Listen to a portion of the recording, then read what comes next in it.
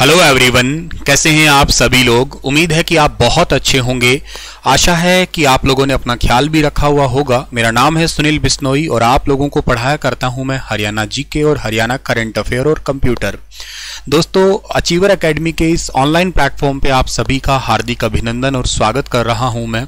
और आप लोगों के मन की एक बहुत बड़ी दुविधा है, उस दुविधा को दूर करने के लिए मैं आपके आगे आज हाजिर हूं।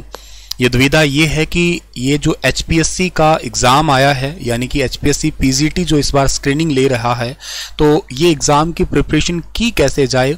उससे भी बड़ी बात ये है कि इसमें जो ये हरियाणा जीके है ना, ये कैसी है, हरियाणा जीके ही आएगी या इसमें हिस्ट्री, पॉलिटी, ज्योग्राफी वो नेशनल वाला है वो भी पूछा जाएगा।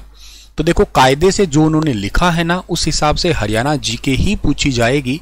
क्या है ये लाइन, ये लिख रखा है क्या कि the questions related to history, geography, polity, economy and culture of Haryana. अब परेशानी, दिक्कत ये हो रही है कुछ बच्चों की कि सर ये एंड लगा दिया, इसका मतलब तो ये हुआ कि ये तो हो गया नेशनल वाला और ये हो गया हरियाणा वाला। भाई ऐसा नहीं है। कायदे से अगर आप लोग अपने हिसाब से अपने कॉमन सेंस लगाते हैं तो या इसको आप लोग एक काम करें, गूगल ट्रांसलेटर पे डाल के देख लीजिएगा तो इसका हिंदी आ जाएगा अपने आप में ही। सिंपल सी बात है कि ये क्वेश्चन हरियाणा की हिस्ट्री से रिलेटेड है, हरियाणा की ज्योग्राफी से ही है, हरियाणा की पॉलिटी है, हरियाणा की इकोनॉमी है और हरियाणा का ही कल्चर है इसमें। मतलब नॉर्मली आप देखिएगा कॉमा लगा लगा के बातें होती है, लास्ट में एक बात और बच गई, ये सब कुछ हरियाणा का ही है। और इन्होंने के साथ ही जो है ना वो जर्नल पार्ट के अंदर भी दे रखा है कि general awareness including question related to Haryana. मतलब जब आप हर किसी सिलेबस को देखते हो, फॉर एग्जांपल हर किसी सब्जेक्ट को, कंप्यूटर का देखो, हिस्ट्री का देखते हो, कोई भी सब्जेक्ट का देख रहे हो, तो उसके अंदर जर्नल पार्ट में आप लोगों को ये कॉमन दिखाई दे रहा है 50 मार्क्स का। और सर ये क्या है फिर, जर्नल अवेयरनेस वाला पार्ट क्या है? तो इसका मतलब जीए का सेंस ये होता है कि current affair based static GK होती है। जैसे मान लेते हैं कि अब आप लोग फिलहाल 2022 दिसंबर में जी रहे हैं, आप लोगों से कोई सवाल पूछ लिया जाए जनवरी 2022 का, आपसे पूछ लिया जाए सवाल कोई हो सकता है दिसंबर 2021 का, वो कोई करंट अफेयर की कोई न्यूज़ हो सकता है कोई योजना हो। फॉर एग्जांपल मेरा पानी मेरी विरासत योजना, ये योजना 2020 की योजना है, आपसे पूछ ली जाए तो आपको बताना होगा ये करंट अफेयर की ही है देखा जाए, लेकिन ये current affair based static GK सा बन गया है और इसमें हल्का थोड़ा थोड़ा अपडेट होता जा रहा है। परिवार पहचान पत्र के बारे में पूछ लिया जाए, अंत्योदय योजना के बारे में पूछ लिया जाए, ये सब कुछ क्या है, इसको आप जीए बोलते हो। करंट अफेयर और जीए में बहुत थोड़ा सा ही डिफरेंस होता है। करंट अफेयर आप लोगों को 1-2 महीने की बात है वो पूछी जाए। जैसे आपके एचटेट के पेपर में पूछा गया था कि ग्लोबल सिटी का जो टाई अप अभी रिसेंटली दुबई जाके हमारे सीएम साहब ने किया है, तो उसमें वो डिपार्टमेंट कौन सा था, Haryana state industry and infrastructure वाला जो डिपार्टमेंट था, उसके साथ साथ आपका टाई अप हुआ था HSIIDC डिपार्टमेंट जो था आपका, उसके साथ में ये समझौता MOU किया था। तो ये तो करंट का था क्योंकि वो 4 अक्टूबर का करंट अफेयर था, आपको याद हो तो। और ये जो जीए होता है, जैसे आपके HPSC एग्जाम ने HCS लिया था इस बार, आई थिंक जुलाई महीने में जो हुआ था, और उसमें ये क्वेश्चन थे आपके, जैसे मेरा पानी मेरी विरासत योजना ही उसमें पेपर में थी। अब वो 2022 का क्वेश्चन 2022 के पेपर में पूछा है, लेकिन वो क्वेश्चन था 2020 का आपका, या HPSC के थ्रू ही यूं समझिएगा, या चाहे HTET PGT का एग्जाम देखिए, उसमें परिवार पहचान पत्र PPP के बारे में एक सवाल था। अब PPP योजना है, ये भी आपका देखा जाए तो पुरानी ही है, लेकिन अभी पूछी जा रही है, तो इसको जीए बोलते हो आप लोग। तो बात समझ में आ गई होगी ना आपको कि जीए क्या होता है। तो है तो करंट अफेयर, लेकिन थोड़ा सा पुराना करंट अफेयर या थोड़ा मीनिंगफुल, जो आपके एग्जाम में थोड़े दिन तक चल सकता है या एग्जाम में पूछा जा सकता है। तो जर्नल अवेयरनेस है including question related to Haryana, इसके अंदर पूछा जाएगा। इसका मतलब ये कतई नहीं है कि आप करंट अफेयर ना पढ़ो, वो यूं समझो बाय डिफॉल्ट जर्नल अवेयरनेस जो है ना इसके अंदर इंक्लूडेड रहता है, तो आप लोग वो तो पढ़ना ही पढ़ना, उसका तो खैर कोई दो राय है ही नहीं है, ठीक है। अच्छा सर, और इसके अंदर बाकी चीज़ें तो है ही है, आपका 2.5 घंटे का एग्जाम होने वाला है, नेगेटिव मार्किंग है, 5 ऑप्शन आपको मिलने वाले हैं, ये सब चीजें आपने ऑलरेडी पढ़ ली है। अब मैं आपकी मदद इसमें कैसे कर सकता हूं? मैं आपकी मदद कर सकता हूं इसी चीज को पूरा करवाने में, या इसी सिलेबस को पूरा करवाने में जो आमतौर पे आपका हरियाणा जीके को पढ़ा करते हैं या समझा करते हैं। वैसे तो देखो, आपने हरियाणा जीके को बहुत बार पढ़ा होगा, ऐसा मैं नहीं कहता कि मैं ही आपको पहली बार पढ़ाऊंगा, या मुझसे ही आपने हो सकता है पहले पढ़ रखा हो। अचीवर एकेडमी के एप्लीकेशन पे भी आपने मुझसे बहुत सारे और कई सारे बार बैच पढ़ाए हैं, कई सारे बार HTET के लिए पढ़ाया गया है, आपने पढ़ा होगा, फॉर श्योर पढ़ा होगा।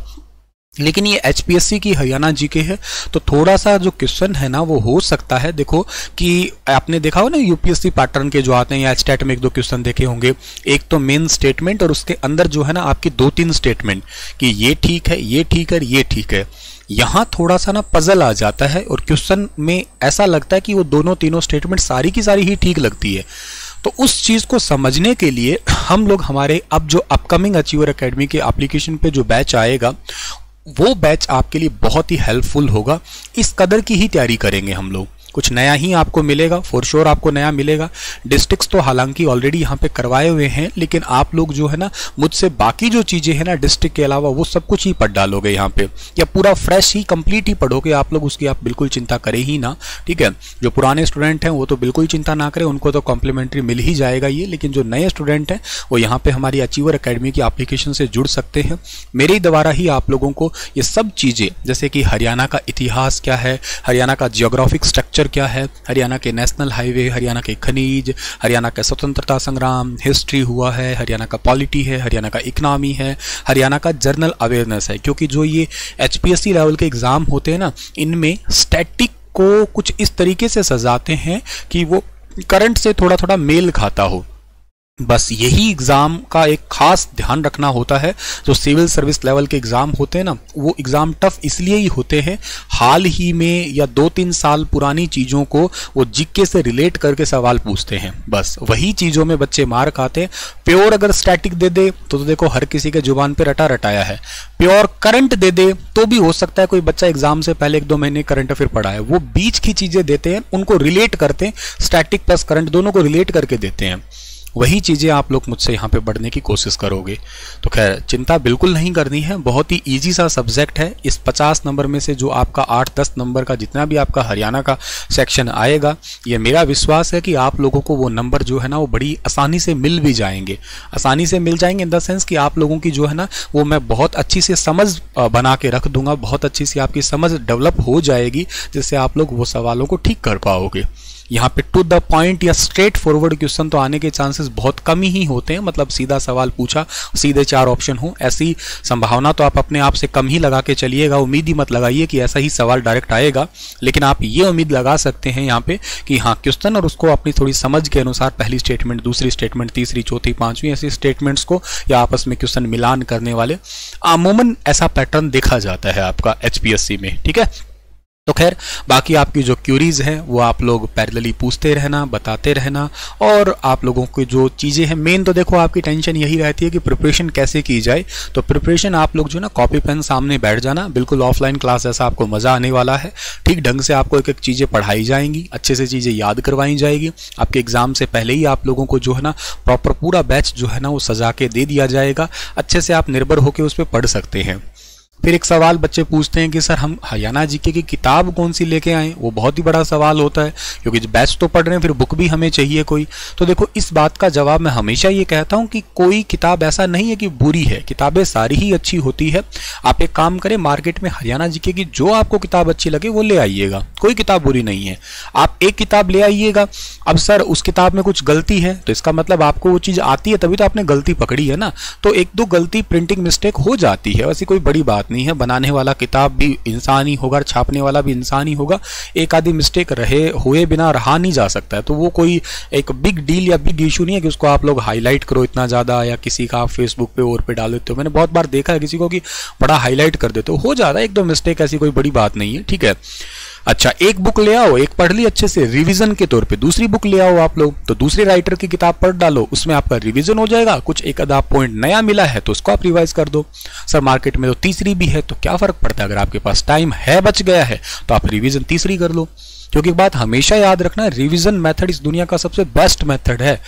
क्यों? क्योंकि जितनी बार आप रिवीजन करते जाओगे उतने ही नंबर ऑफ परसेंटेज आपके चांसेस सिलेक्शन के बढ़ते जाएंगे, ये बात याद रखना। तो जितना जल्दी सिलेबस पूरा करो, फिर रिवीजन मेथड में भी आप लोग फोकस करो।